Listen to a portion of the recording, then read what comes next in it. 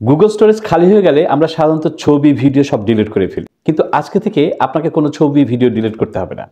আপনি ছবি video delete করা ছাড়াই আপনার গুগল স্টোরেজটাকে খালি করতে পারবেন। কিভাবে করবেন আমি দেখিয়ে দিচ্ছি। খুব গুরুত্বপূর্ণ একটা কাজ, আপনি শিখে রাখেন আর ভিডিওটা শেয়ার করে আপনার টাইমলাইনে রেখে দিন। 2025 সালের শুরু থেকে বিভিন্ন আপডেট, টিপস এবং ট্রিক্স পেতে আপনি আমার এই পেজটি ফলো করে রাখতে পারেন।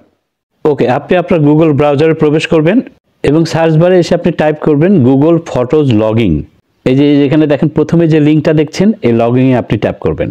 এখন এখানে আপনার যত ছবি ভিডিও আছে সমস্ত কিছু দেখাবে। উপরে দেখেন 3 লাইন রয়েছে, এখানে আপনি ট্যাপ করে দিবেন। একদম নিচেই রয়েছে স্টোরেজ, এখানে ট্যাপ করে দিবেন আপনি।